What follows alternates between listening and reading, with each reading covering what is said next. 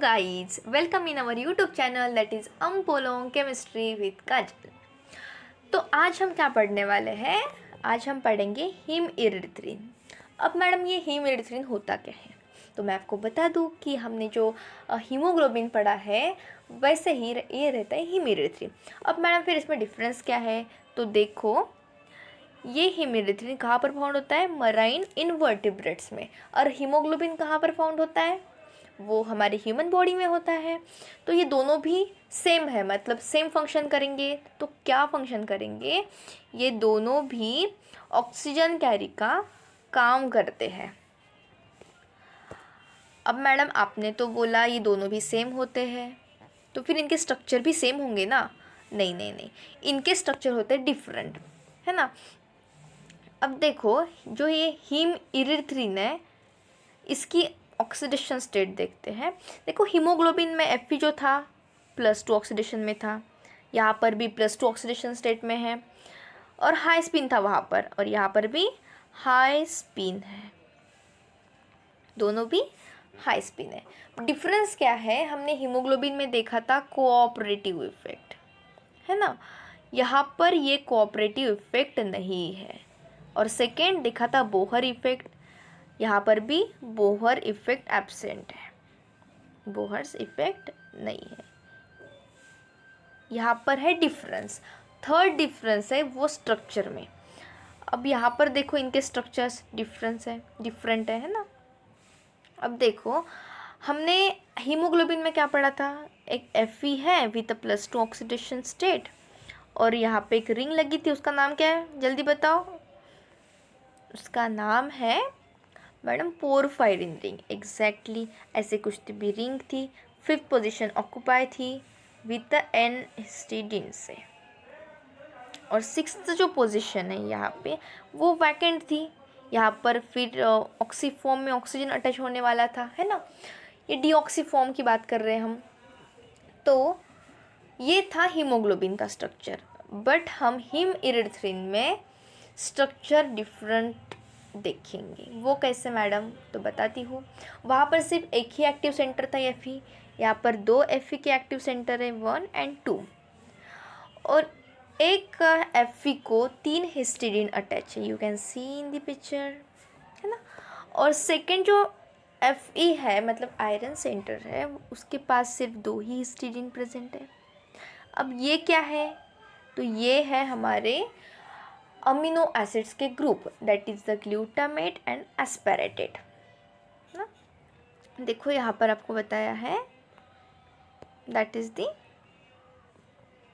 देखो, carboxylic ion from glutamate and aspartate and other, मतलब ये जो पोजीशन है वो ऑक्यूपाई की है OH ने। जनरली OH रहता है, या फिर डाई ऑक्सीजन रहता है, या फिर वाटर मॉलिक्यूल रहता है। देखो, मैं रीड करती हूँ मैं।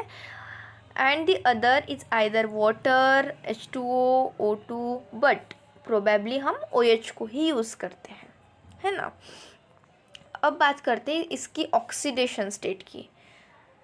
तो हमने हीमोग्लोबिन में कौन सी ऑक्सीडेशन स्टेट देखी थी मैम? जो Fe था वो ऑलवेज Fe2+ में था, एग्जैक्टली। और ऑक्सीफॉर्म और डीऑक्सीफॉर्म दोनों में भी सेम देखा था ऑक्सीडेशन स्टेट, पर यहाँ पर सेम ऑक्सीडेशन स्टेट नहीं है। यहाँ पे ऑक्सीडेशन स्टेट हो जाती है चेंज। वो कैसे? चलो देखते हैं। ये है हमारा डीऑक्सीफॉर्म, है ना, जहाँ पर ऑक्सीजन प्रेजेंट नहीं है, और ये है ऑक्सीफॉर्म। तो देखो, डीऑक्सीफॉर्म में Fe रहता है +2 ऑक्सीडेशन स्टेट में, हीमोग्लोबिन की तरह। बट ये जब O2 के साथ रिएक्ट होता है तब ये Fe एक इलेक्ट्रॉन इसको दे देता है। किसको? ऑक्सीजन को दे देगा। मतलब ऐसा कुछ ऑक्सीजन है, इसको एक इलेक्ट्रॉन दे दिया, मतलब वो खुद ऑक्सीडाइज्ड हुआ, है ना। तो ये जो Fe2 है वो कन्वर्ट हो जाता है Fe+3 में, और ये वाला भी Fe+3 में। अब एक बात बताना, ये जो ऑक्सीजन है वो कहाँ लगेगा? As you can see in the picture, oxygen कहाँ अटैच हुआ है? ऑक्सीजन अटैच हुआ है इस ऑक्सीजन, इस Fe से, ये नीचे वाला Fe, मतलब यहाँ पर इसके साथ अटैच हुआ है ना, देखो यहाँ पर इसके साथ अटैच नहीं हुआ। क्यों नहीं हुआ? क्योंकि इसके पास जो कोऑर्डिनेशन नंबर है वो ऑलरेडी 6 है। There is no any vacant space to this Fe। पर यहाँ पर तो एक वैकेंट है, वैकेंसी है, तो ये जो डाइऑक्सीजन है वो इसके साथ अटैच होगा। बट यहाँ पर आप ऑब्जर्व कर सकते हो कि यहाँ पर हाइड्रोजन बॉन्डिंग है ना। तो इस हीमइरेथ्रिन की एक ख़ास बात है जो आपको अच्छे से याद करनी है, याद रखनी है। कौन सी? कि अगर इस O2 को बाहर निकलना है, अगर बाहर निकलना है तो वो कैसे बाहर निकलेगा? O2 माइनस 2 माइनस से फॉर्म बाहर निकलेगा, O2 माइनस से या O2 से या फिर HO2 माइनस से। बताओ, तो ये फॉर्म ये निकलेगा HO2 माइनस, HO2 माइनस। क्यों? क्योंकि ये हाइड्रोजन बॉन्डिंग इतनी स्ट्रॉन्ग है इन दोनों की कि वो यहाँ से ब्रेक कर देगा, ऑक्सीजन के साथ अपना रिलेशन ख़त्म कर देगा और बाहर निकलेगा एज अ H2O माइनस, है ना। ये बात ध्यान रखने की है क्योंकि ये CSIR नेट में पूछा गया क्वेश्चन है। सो आप इसे याद रखोगे, है ना। अब देखो, हम अभी बात करते हैं मॉसबोर स्पेक्ट्रोस्कोपी की। हमने ये स्ट्रक्चर जब मॉसबोर स्पेक्ट्रोस्कोपी में डाला तब हमें क्या ऑब्ज़र्व हुआ? हमने ये ऑब्ज़र्व किया मैडम कि ये जो Fe है, दोनों भी Fe, इनका इन्वायरमेंट और इस Fe का इन्वायरमेंट वो डिफरेंट निकला।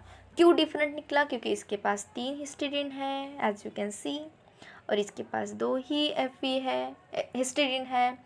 और इस डायग्राम में जब देखेंगे हम ऑक्सीफॉर्म में, तो इस Fe के पास है O2 अटैच और इस Fe के पास नहीं है, तो इन दोनों का जो इन्वायरमेंट होगा वो होगा डिफरेंट, है ना। देखो यहाँ पर मॉसबोर ने क्या कहा, इनका जो इन्वायरमेंट है वो डिफरेंट इन्वायरमेंट है। क्यों? क्योंकि देयर इज़ अ रीज़न, जो Fe+3 ऑक्सीडेशन स्टेट है उसके पास क्या है? पर ऑक्साइड कोऑर्डिनेटेड है, मतलब ऑक्सीजन अटैच है, एक Fe+3 के पास नहीं है, इसलिए वो सेपरेट इन्वायरमेंट बताते हैं। ठीक है, अब आते हैं रमन स्पेक्ट्रोस्कोपी की बात। रमन स्पेक्ट्रोस्कोपी इनकी बताते हैं स्ट्रेचिंग फ्रीक्वेंसी, वो क्या रहती है? 8450 सेंटीमीटर इनवर्स। और ये बाकी की सब इन्फॉर्मेशन मैंने आपको बता दी है, आप इसका स्क्रीनशॉट ले सकते हो हीमइरेथ्रिन का। और and this is all about the hemerythrin. If you like this video, then share with your friends and subscribe our channel. Thank you so much.